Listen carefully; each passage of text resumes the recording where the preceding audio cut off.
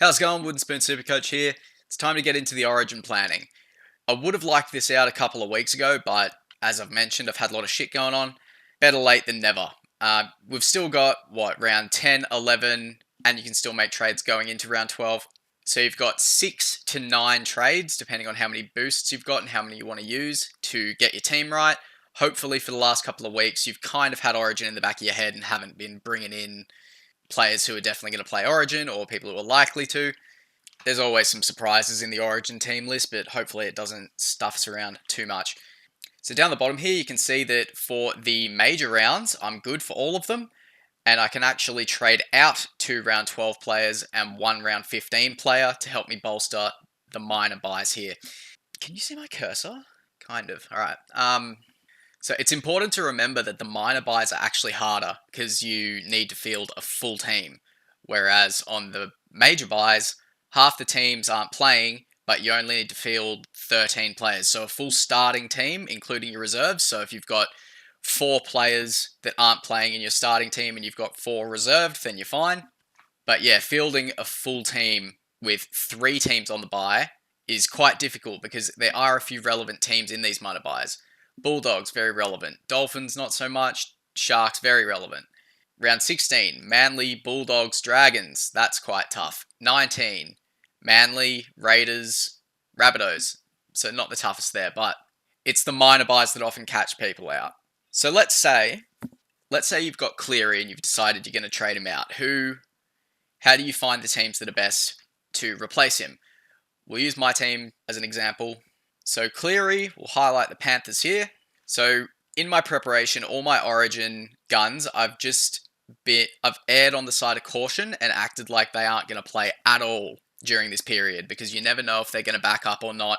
Injuries often happen in Origin. It's just better to have it as like a nice little surprise if they do play and be an extra number for your team. So in my case, I want to take Cleary out, and ideally I'd want to bring someone in who plays all the minor buys. That's a bit of an ask, but let's filter the minor column, and we can see that there are a lot of teams that play 3 minors. So we've got Roosters, Knights, Cowboys, Panthers, Storm, Broncos, Tigers, Warriors, Eels, Titans. So immediately the one that would stick out for me would be Mitch Moses, but he's probably going to play 6 for Origin, so he's not an option. A few of these teams I mentioned do miss the round 18 bye, and I can't afford to drop another player from that round, but it is kind of far away. I can make trades to fix that up, so it's not super important, but it would be ideal to get someone from the Roosters, Bulldogs, Cowboys, Melbourne, or West. So out of these teams here, so Tigers, who have we got? Luai could play Origin. Galvin, not super keen on trading him in. Melbourne, Wishart. I've already got him in my team, so that doesn't solve any problems for me, but Wishart is always a great option over the Origin period. And Jerome Hughes did have a little bit of a shoulder niggle in Magic Round, so maybe Wishart will get some more minutes, and I've traded him in nice and early, so that could work out for me. The Cowboys. So we got Clifford and Dearden. I'm just going to pull up the players tab to make this a little easier for me. Dearden probably will play, is a good chance of playing Origin. Clifford maybe not. Not sure if we'd want to bring Clifford in. Bulldogs, Burton and Sexton. Burton could play Origin. Sexton, option. I don't love that. And finally, Roosters. Savala. Obviously, he's on the bye this week, so I don't want to be trading him in this week. That'll be a next week trade. But for my situation here, I think Savala is the clear standout, and he also would free up a bunch of cash going down from Cleary. So I'm going to go over to my trade planner and punch that in. I don't know if Supercoach has died or if my internet's died, so we'll just crack on. Cleary, Savala. So if we come back over here, the beauty of bringing in any Rooster is that it will put a +1 on all of these numbers. Don't want too many though, because you don't want to leave yourself short for round 14 and 17 and round 10. But let's just fill that in now. So 16, 17, 15, 17, 14. What the fuck? What the fuck did I just do? Alright, we're back. 16, 17, 14, 15.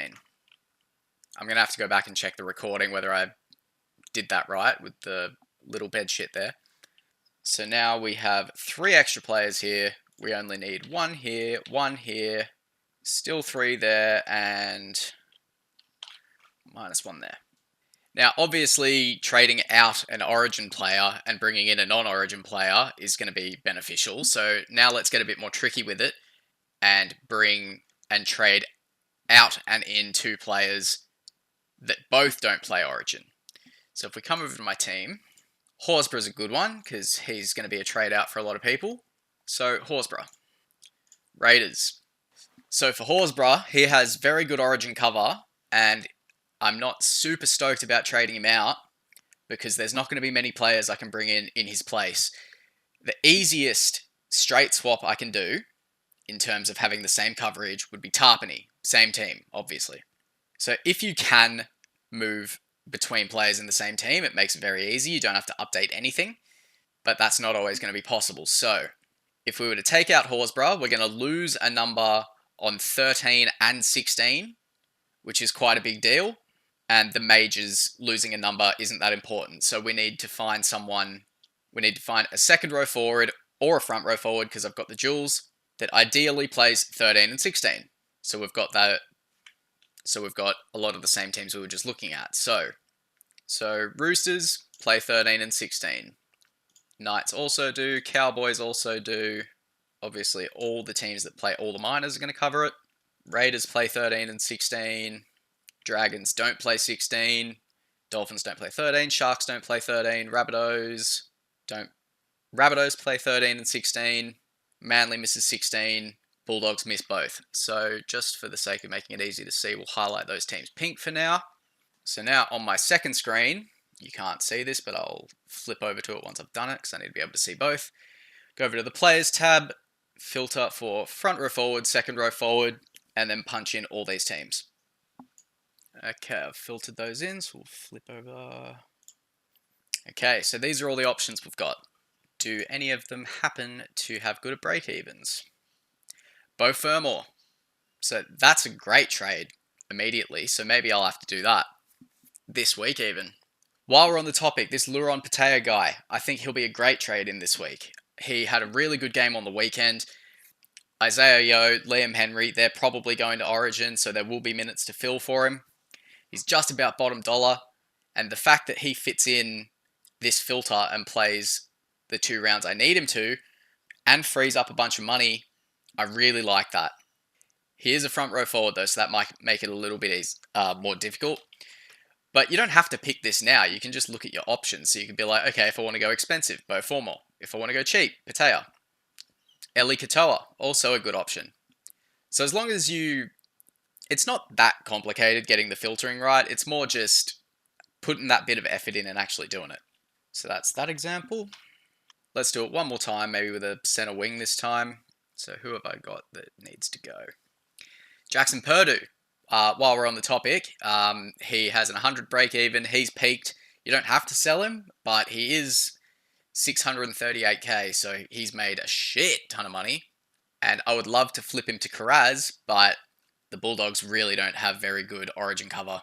As we can see here, they miss both of the first 2 minors, which are the tricky ones. So if I bring him in, I'd probably have to do another trade to balance out him not playing. But we will use Purdue as an example. So the Cowboys also have very good Origin cover. So this is something, if you are selling Purdue, you do need to consider this. He only misses round 12, and then he's great cover for the rest of it. The question is, how much money can he lose up until then? So by trading him out, we're going to lose a number on everything except for round 12, which is rough. So let's pretend we have done that. Update these numbers. Okay, that's what we'd look like without Purdue in the team. So immediately, we're in the same situation. We need to bolster these 2 minor buys. So it's the same teams we filtered as before, just in the center wings. So I think any example I give here, the replacement I'll need will need to be minor coverage, because that's where I need coverage. So it'll be a bit different for your team. I'll leave a link to this table in the description. And the only issue with that is you won't be able to edit, because if everyone's editing the same document, it'll be a nightmare for everyone. So you just won't be able to use this part, but you can just write it down on a piece of paper or on your phone or something. Cool, I think that covers that. Now, let's move over here. These are players you can plan to bring in during the Origin period and not beforehand. So we'll use Drinkwater. So Drinkwater only misses round 12. So for round 13, he's a great buy and he'll cover you for the rest of the period. Your Storm guys, once you get past round 12 and round 15, they'll cover you for the rest. 15 is a bit of an easier one. So if you're good, then you could even bring them in round 13 if you're okay to take the hit in round 15. It's all pretty self-explanatory stuff. I didn't want to just open this much data and not explain it. Now, something else to consider is if you look at the major and minor coverage, you'd think at fullback, for example, Teddy is clearly the best option because he plays all of the buys. But if we were to take Drinkwater, for instance, sure, he misses 12, but he plays 7 games in total in the same period that Teddy only plays 6. So if Teddy gets 6 tons in those 6 games, Drinkwater would only have to get 7 85s to match that score. So it is kind of likely that Drinkwater could outscore Teddy, even though Teddy has the better coverage. So that's another thing to keep in mind. The only teams you really have to think about that are the Cowboys and the Knights, because those are the only 2 teams that play 7 games instead of 6. And if Ponga ends up getting the call up for fullback for the Maroons, then it is clearly Tedesco and Drinkwater are the best 2 options for the Origin period. Although in saying that, Dylan Edwards has apparently picked up a little bit of a hammy injury. It didn't sound like anything too serious, but wouldn't that just be typical if after all this Tedesco ends up being the fullback again? If I had to guess the big trade-ins at certain points, I think round 13 is when people are going to bring in their Storm guns. I think round 12 is when people are going to bring in their Sharks guns, so like AFB, Hines. I think in round 13, a lot of Bulldogs are going to be sold, and I'm not going to go through every team, we'll be here all day. So I didn't quite go into as much depth as I wanted to with this Origin planning, but it's a bit late for it, like to get it perfect, you really need to have a plan set out like a month in advance, and we just don't have that much time. So a link to this will be in the description. And now that the scores have come in, we can check out how the league's going. I can't believe it, but I scored a 15-25 Red Arrows. It can be a fucking cruel game sometimes. So, top in the group league this week, Team Gibbon, Paul with a 17-28. That is ridiculous. Well done, bro. Let's have a look at his team. Yeah, so he had Sharp, Carraz, Dylan Lucas, Drinkwater, Cleary captained, Hines, Dylan Egan, Tino, with Toya on the bench. So if he played Toya over Tamale, he could have got an 1800. The not quite Team of the Week territory. Team of the Week was, I think it was 18 something. It was close to 1900. I think this year we're going to see the first ever 2000 in Supercoach. Hopefully, that'd be crazy. So Team Gibbon, Paul, if you're watching this, leave a comment on this video with any bet you want to put on next week and you'll get half the budget. And Jet Speed, Nathan, topping the league, currently coming 25th. That's huge, man. If you leave a comment, you'll also get half the budget. And just make sure you say that it's you, so I know to give you half the budget. And if both of them comment, then I'll add an extra little bit of money to split between everyone else.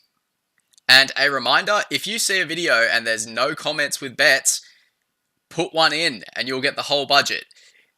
We're back down to a $15 budget this week, so get commenting. We'll flick over to the prize pool quickly. So there we go, getting towards $300 in the prize pool. Still heaps of time to go. We're going to get that number way higher. And we're still over $100 above what we've lost. So I'll be very impressed if we can keep the green number above the red number at the end of the year. I really doubt it, because that's just not how gambling works, but fingers crossed.